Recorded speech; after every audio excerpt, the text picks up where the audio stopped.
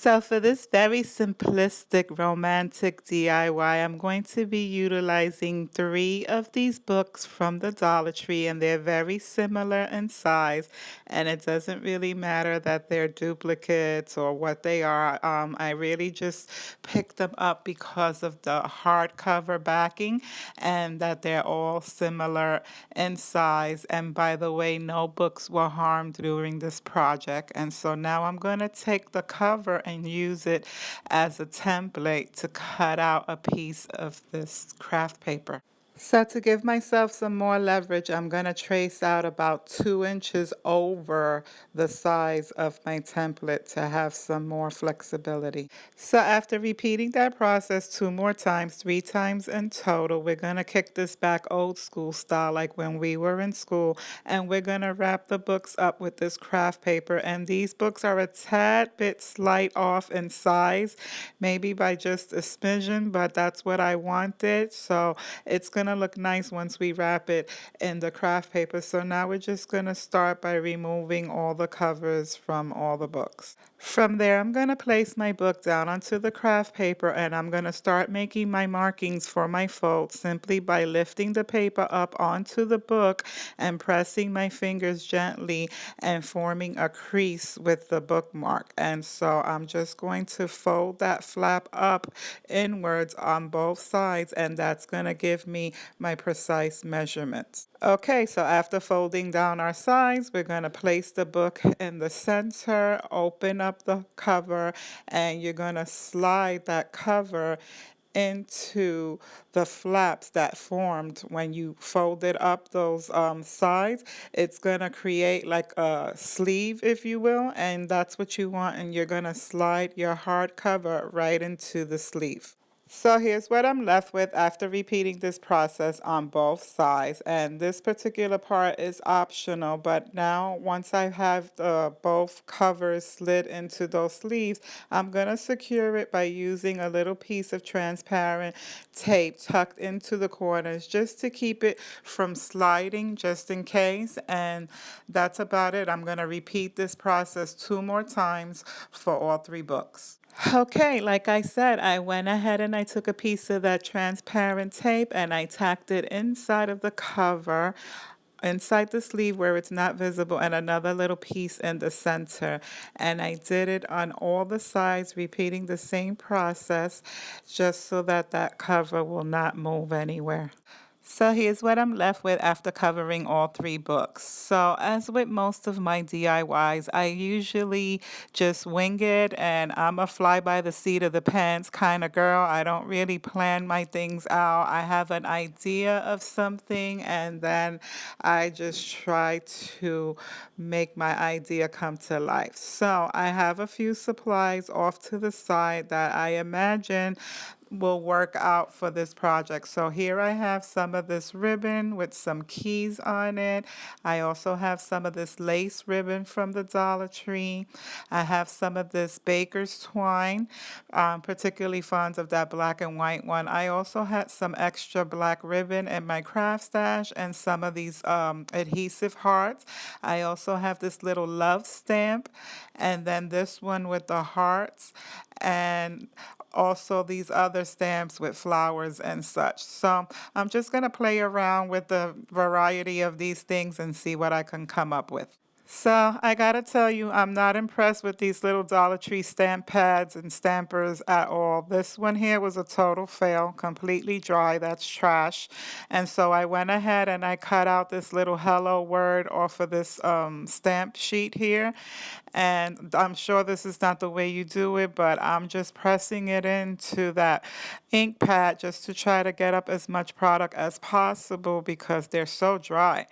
And so now I'm going to go ahead and try my luck at trying to transfer that onto the craft paper because that's the whole purpose of this. So I'm going to press it in to the best of my ability and see what happens. Not too impressed, but it's not anything that we can't fix. So I'm going to leave well enough alone and try not to mess with it too much. And I'm going to move on to the next stamper, which is this little love one, and see what happens with this one. And I'm going to do the same thing in the lower right hand corner and press down on that little stamper and see how it transfers there. Much better. I'm more impressed by that one.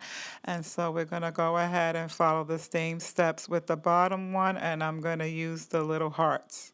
Okay, so the third time is the charm here. Let's see what happens with this little heart pad. I'm going to do the same thing on that bottom corner. I can deal with it. So I'm going to go ahead and do the same thing on the opposite corner just for a little symmetry. And I guess we can work with it. From there, I'm going to go ahead and take some of this black and white baker's twine and I'm going to wrap it around the book stacks vertically. And I'm going to continue wrapping and wrapping around until I'm satisfied with however many wraps I want. And then I'm going to tie it off in the middle.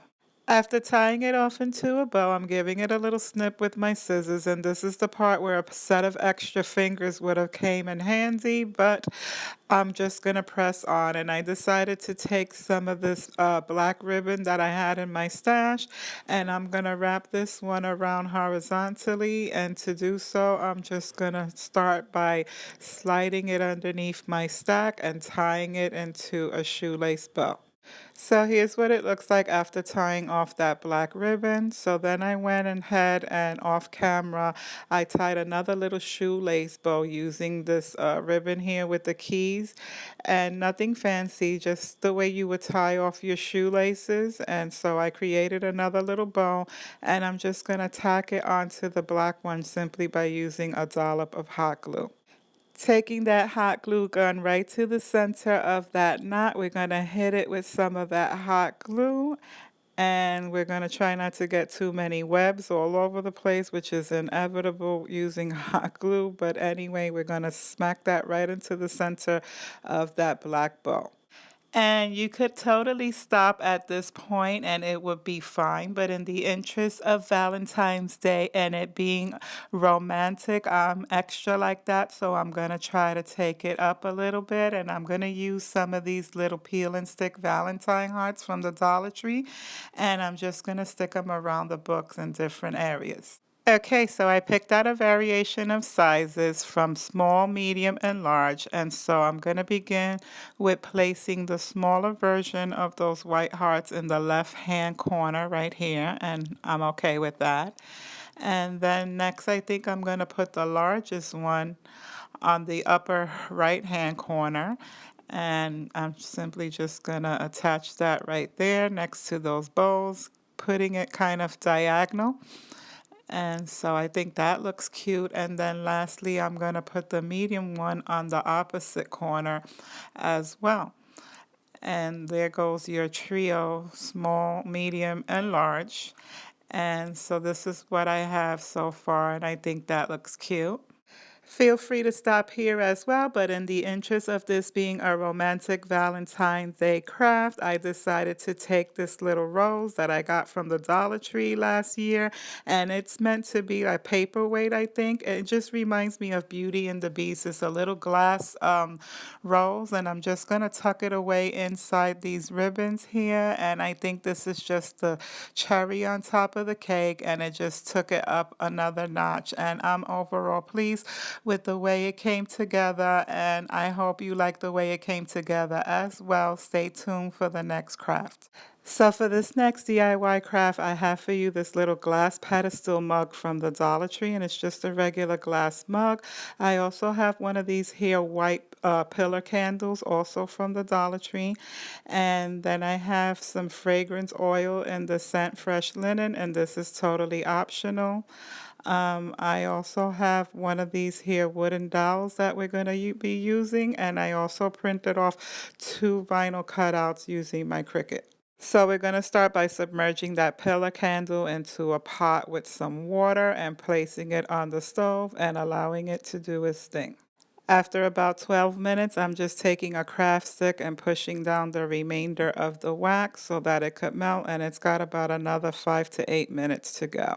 So as my pillar candle was melting down on top of the stove, I was able to remove that wick from the center, and now I'm just going to glue it down to my glass pedestal mug using some hot glue, and I'm just going to pour down a generous amount of hot glue right down into the center so that I can tack down the wick. Using that wooden dowel, I tied off my wick to stabilize it so that I can pour the liquid wax into my glass mug. And it did use the entire content of the pillar candle to fill up the glass mug.